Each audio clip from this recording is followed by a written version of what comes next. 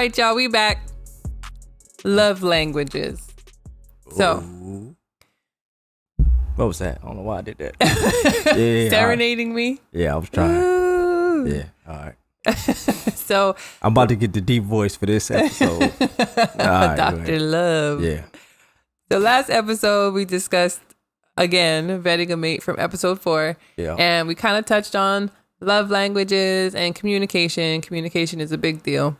Right. But love languages is another big deal. And there are 5 love languages. Yep. And the stuff, hey, real talk, y'all.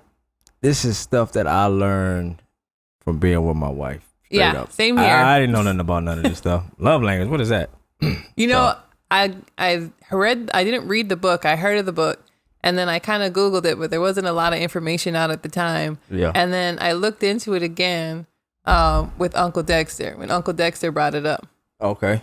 So at that point, I had read a little bit into it.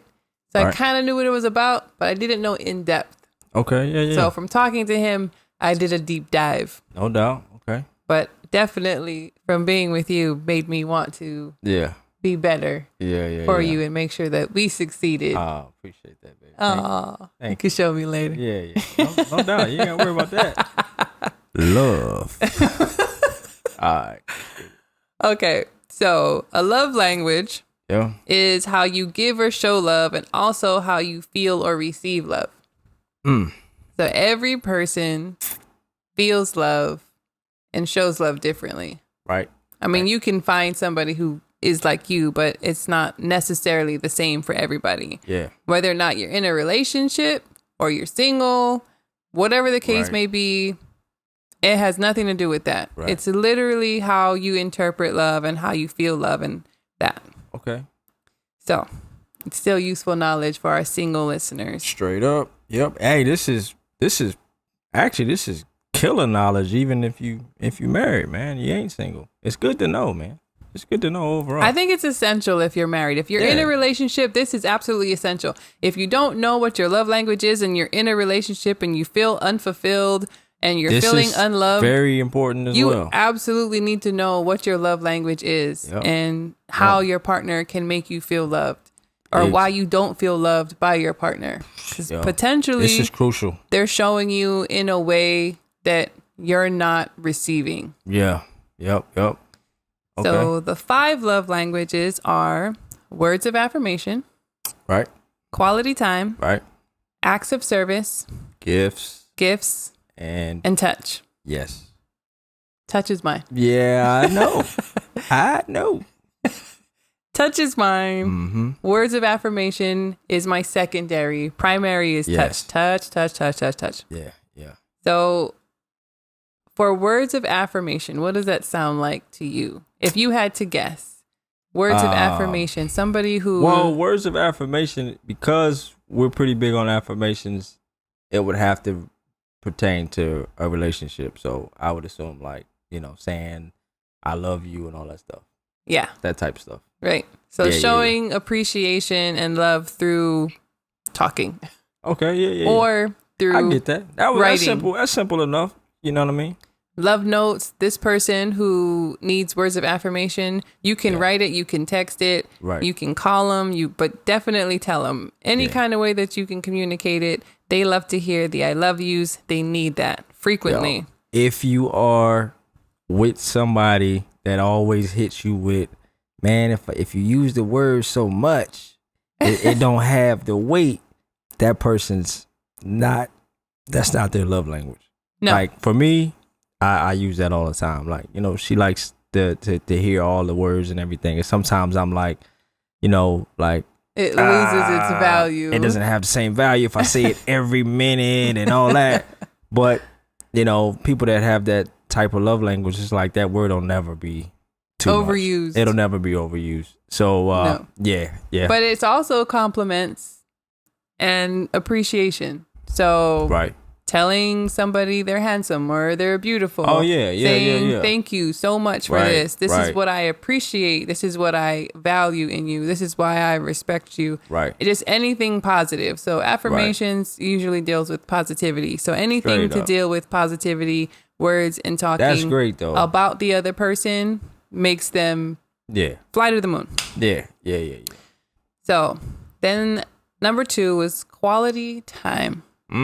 Quality time is one of mine. I say that is not my top one, though. It's secondary. I think that's my secondary one. It's your secondary. But yeah, I like quality time, man. Sit back, talk. Like, this is quality time for me. So, yeah. Like, this type, I love this stuff. So, yeah. So quality time is when your partner actively wants to spend time with you and they're always down to hang out. So these individuals respond well to eye contact, active listening, and full presence is prioritized. The love language is all about giving your undivided attention to your special person, void of distractions like phones, TVs, or any other outside interruptions, including people. Right. So even if we decide that we're going to watch Netflix, it's a decision together to watch Netflix. Right. That's still quality time. They will still see that as quality time. Yeah. However, you saying you want to go to a party and you're going to a party and you're around a lot of people, kind of like that's too many distractions. Not always that ain't quality, really quality time. Right. It's like we spent time together though. No. Yeah. Right. Yep. So number 3 is acts of service. An individual whose love language is acts of service feels valued and loved when their partner goes out of their way to make your life easier. You can elaborate on that because this is your number 1. Yeah. So, like, what I feel like the acts of service? What it is? Yeah. So, like, for me, it's things that she wants to do or accomplish. So, for me, it's like, okay, what can I do to make that happen for her, right? And what can I do to make it easier process? Like, she may be cleaning or something in the house and she's having a tough time cleaning. So I'm like, what can I buy her that will speed up this process to make it so she has more time for herself and not to have to worry about doing. So, I mean, it's just, that's how you show love too. Yeah. So, that's it. Yeah, exactly. But for you to receive love, me cleaning the house so you don't have to do it, doing your laundry, right. And cooking so you don't have to, making your plate, things like that. Yeah. From that perspective, from me receiving it, because this is how I show it also. But for me, those things are pretty important. Yeah. Making your life easier. Yeah. I know I do a lot of work. I work out, with the podcast and all that stuff. Music. So she does a lot of things to help me kind of be able to do that freely. So that makes my life easier. And that's really, that's a lot. Run to the store to grab your onesies. Oh, yeah. Matter of fact, man, I wish I would have had it for this episode, but maybe next week we'll pop do on a onesie episode. Yeah, we'll have them on. Yeah, it's that time of year, man. So they enjoy somebody doing things like breakfast in bed, their laundry, anything to make their life easier. Right. These people are the actions speak louder than words individuals. Straight up. They like to be shown that they are appreciated. Yeah. No matter how big or small the act is, they like to be shown. So this person needs that action. Yeah, the words is cool. Words are sweet. Excuse me. The words are sweet and all, but I'm under attack. Yeah, I know. Right? Shrapnel. Yeah, I'm out here like Kai in the mouth. But anyway, y'all. So it's more important to get the action. The showing more than talking. There you go. So, and giving gifts. Number 4. Right. Super straightforward. Yeah. That ain't really. Well, let's clarify this one because a lot of people feel like, oh, the gift giver, the person who receives love with gifts is very much so a gold digger. No, that's not the case. Yo, but it be, don't get it wrong now. It be women out here that give a whole bunch of gifts to brothers too. So it kind of go both. Like some women, they'll just do everything for the dude, buy him everything. That's like the, that's how they show love. Yeah, that's how they show love to the dude. But that's also how they receive love. Yeah.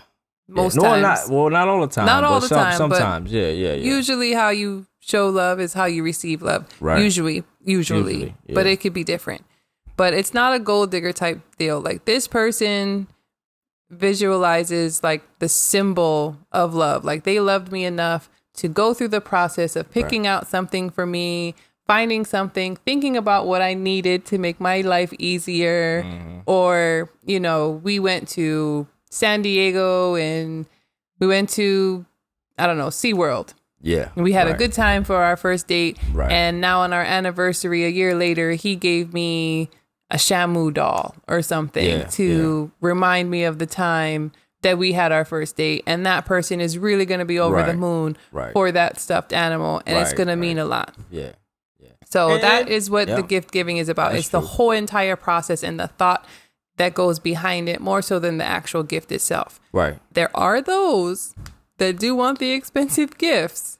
Oh, yeah. But, you know, I kind of feel like those ones they're the one-offs. Yeah. Or they're really looking for, they base their value on the value of the gift. Something's wrong inside. Yeah. So the more money you spend on me is the more you love me. That's not. Yeah, and some women, you know. That's not appropriate. Some women, you know, want a certain ring, There's certain men size too. ring. You need to get me all the J's. Yeah, that's true. The last one, my favorite one, my primary love language, physical touch. Touchy feely. All the time. All the time. So people who receive physical touch as their love language feel loved when they receive physical signs of affection. Kissing, holding, cuddling, hugging, and sex. Physical intimacy and touch is incredibly affirming to this type of individual. It serves as a powerful emotional connector for individuals whose love language is physical touch. People who communicate and appreciate this type of love language obviously consent to it. We have to put that in there. Oh, yeah, no doubt. But they feel highly appreciated and loved when they're hugged, kissed, and cuddled. The feeling of warmth and comfort that comes with physical touch is highly valued. That is so true. Yeah. So true. Yeah. And I got a question for y'all out there.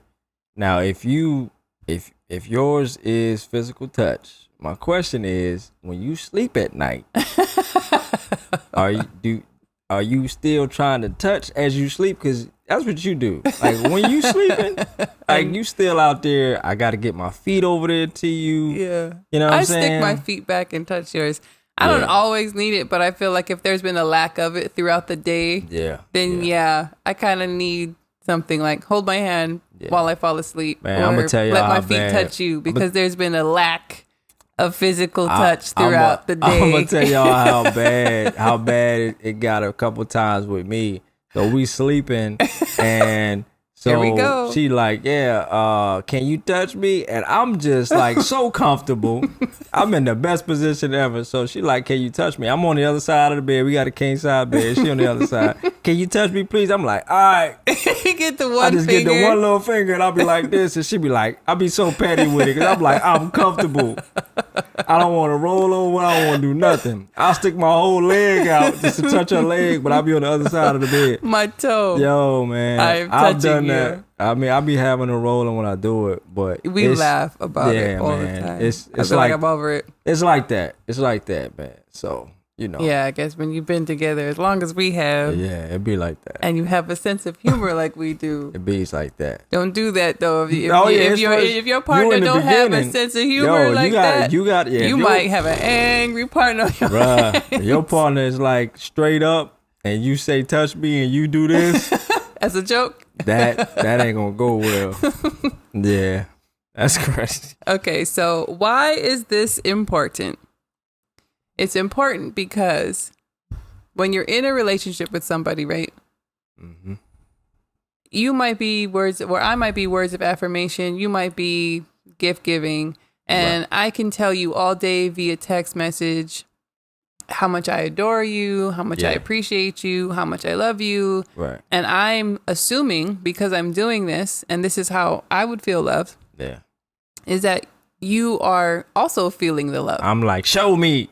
I don't care. I want a gift. Right. Yeah, like I want a gift. Give me something. something. Not me. Gifts ain't for me, right. But you know what I'm saying? In example. Yeah. Or let's just say touch. We'll use it for touch. Yeah. Let's spin it. Right. So then all day I'm sending you, and then we come home and we're sitting on the couch, but I'm not touching you. Yeah. So then you're wondering, mommy, she telling me she loved me all day and she appreciate me and stuff, but she ain't coming over here and trying to like hug me or anything like that. Like she being real distant. Right. You're going to interpret it as being distant, and then it might seem disingenuous. Right. My words might seem disingenuous because you need me to touch you. Right. Exactly. So if I did all that and then I touched you, you would absolutely understand and feel the sentiment behind everything. You gotta be mindful.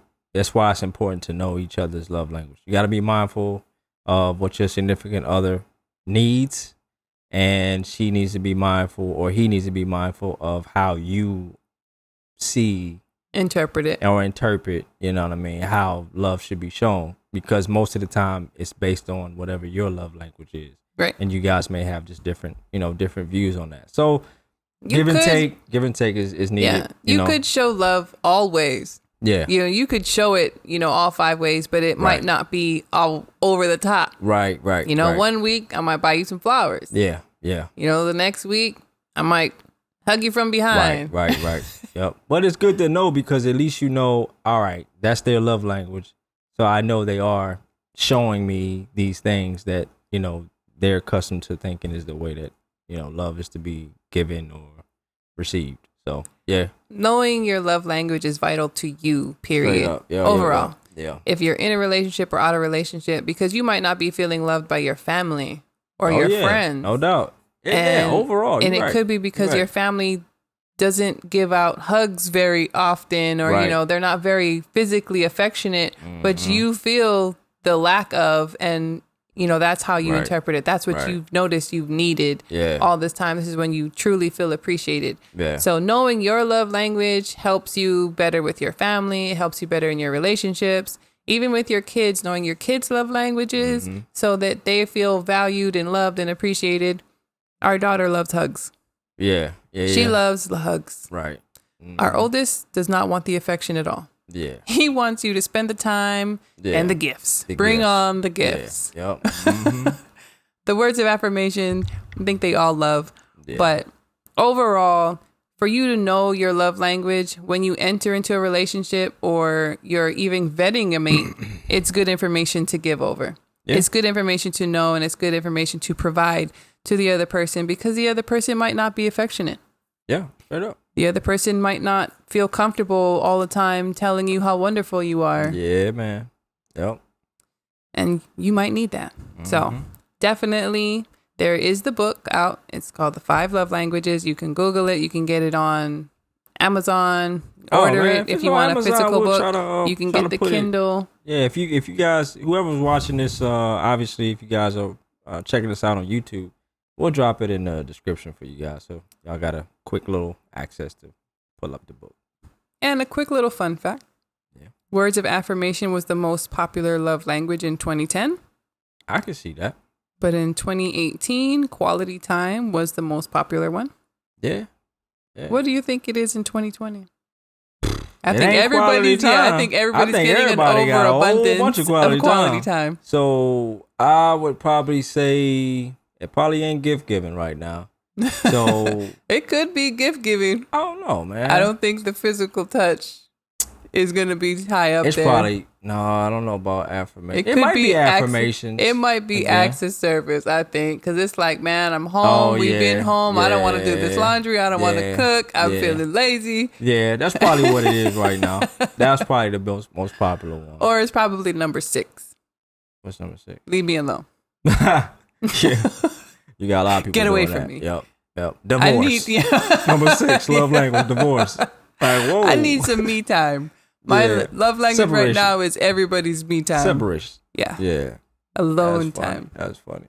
Right. But that's it for the love language portion of this podcast. Hopefully that helped you guys. Helped y'all out, man. We gave y'all some good information. I think that's important, man. Hopefully it's opened your eyes at least to other areas of your life. Right. That could be beneficial. If you're trying to elevate. Yeah, man. Yep. I agree, man. But anyway, y'all, we're gonna go on to the next topic. We're gonna listen to some music.